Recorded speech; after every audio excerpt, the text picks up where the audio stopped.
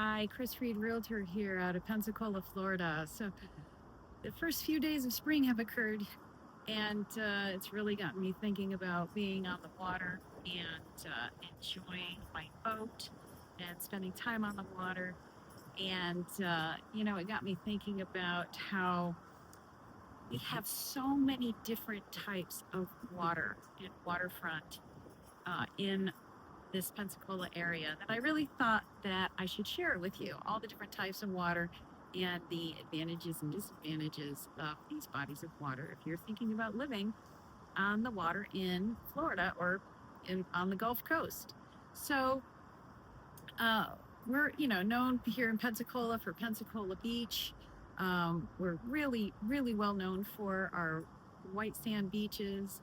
We have quartz sand, which is sand that was deposited from the last ice age from the Appalachian Mountains and deposited here from the last ice age. And the sand is so incredibly fine and silky. It's white. It squeaks under your feet when you walk. And when the sun shines through our clear water and it reflects off of that white sand, we have what looks like emerald water. And so that is why we are known as the Emerald Coast here in the Panhandle of Florida. So we're very well known for Pensacola Beach and our beautiful waters. Great for surfing, fishing, boating, sailing, scuba diving. We've got some great wrecks offshore. Really anything you want to do on the water, great. Pensacola Beach is a great place to do it. What you can't do on Pensacola Beach is have a dock. So you can't have a dock and keep your boat. So if you want to live on Pensacola Beach, you'd want to be on the north side of the barrier island. You'd want to be on the sound side or intercoastal waterway. That body of water would be more sheltered. You wouldn't have the wave action that you would have on the Gulf, which makes it impossible to have a dock. And it would be more sheltered for a boat, and you could have a spot where you could have a beach area, do some fishing, great safe waters for kids. You can crab, collect oysters, fish, you name it. Keep your paddleboard, your kayak right there, all good things. It's just a little bit more sheltered if you want to have a dock and a boat. If you want to have a boat and you're directly on Pensacola Beach, you'll be trailering it. You keep a boat on your trailer at your house, or you might need to keep it at a local marina, which we have plenty. So that's an option for you as well. We've got marinas that have dry storage, wet storage, full service marinas. They'll ice you up, fill up your boat. Really anything you could want. So Pensacola Beach is one option for waterfront living, but we also have a huge bay system. So the bays will be a little bit more protective, but they still, because the bay systems are so large, we've got Pensacola Bay that runs into Escambia Bay and East Bays to the north. We also have Perdido Bay. They all will access the Gulf through either, you've got the pass here in Pensacola. The pass that's by Fort Pickens and Johnson's Beach takes you out into the Gulf. So it really kind of depends on how close you want to be to that Gulf water as to how far up one of the bays you want to be.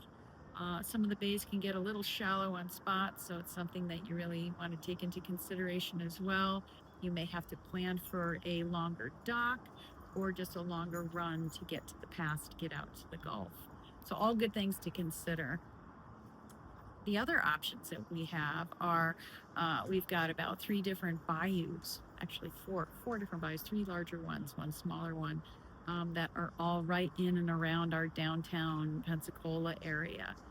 I am standing on Bayou Tar right now. I'm on the west side of the bayou.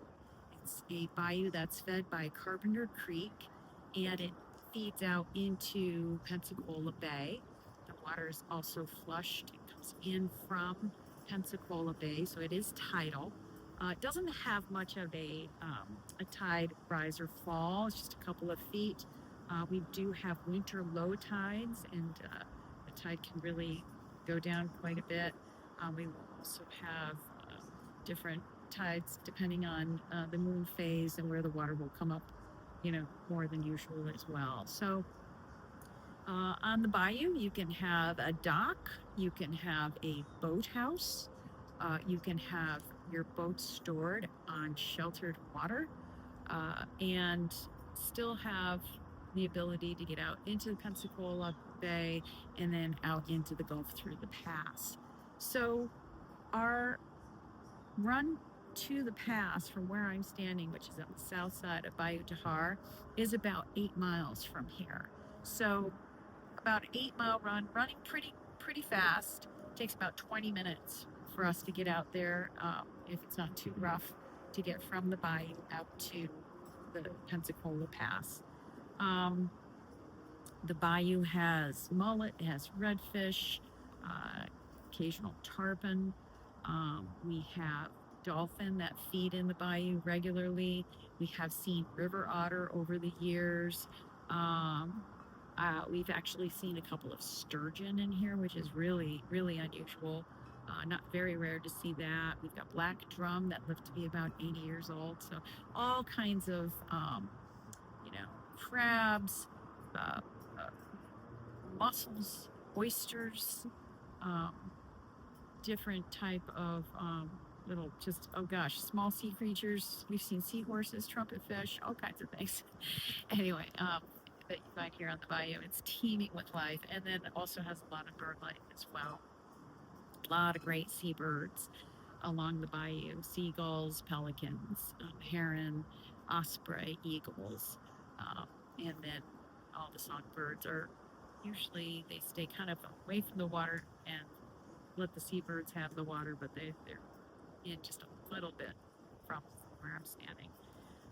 So if you want to keep a boat on Bayou Tahar, there's lots of great options here. Homes run from about $1 million up. 1.2, 1.5 kind of gets you into the market on the bayou. Properties do run up to 3, 4, 5 million. It really depends on how much land you're looking for, how big of a house, and just a little something for everybody here. Now to our west, just on the other side of downtown Pensacola, we have Davenport Bayou, which is a beautiful little bayou, a little hidden gem, not too far from the Navy base. It's between the Pensacola Country Club and the Navy base. We also have Bayou Chico, which is next to Sanders Beach, just on the other side of downtown Pensacola. There are different marinas that service the mouth of that bayou.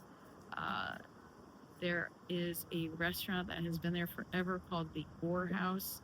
I'm going to say that very carefully, the Oar House restaurant.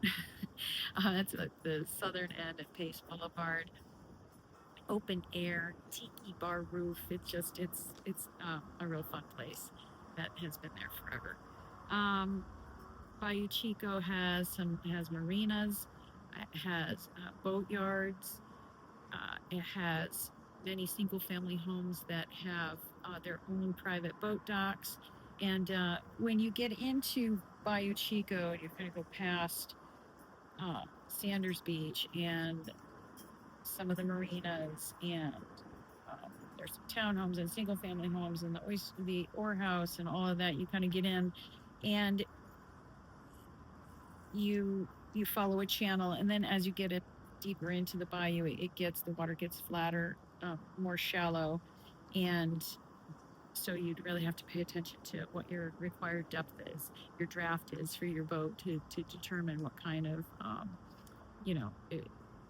kind of property you were to get up there. Bayou Grande is that much further to the west. It runs along the north side of the Naval Air Station. As you go under the Navy Boulevard Bridge.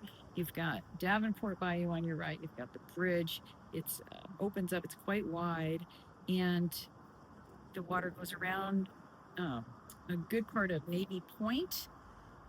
There's another little inlet just to the north of Navy Point, and then Bayou Grande runs quite a few miles east and west on the north side of the Naval Air Station, and it takes you over towards, Gulf Beach Highway would run to your north, and it takes you over towards Perdido Key in that area.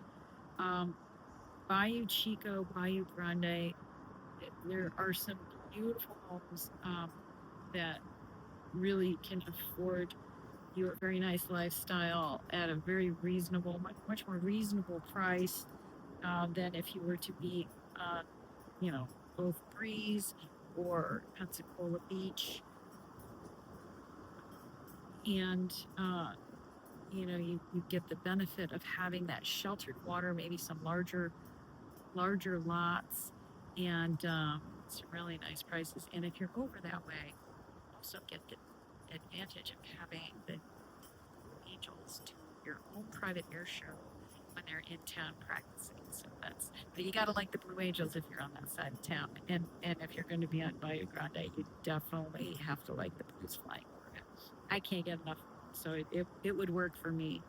But anyway, so you've got the Gulf, you've got the Sound and the Intracoastal Waterway. You've got massive bay system.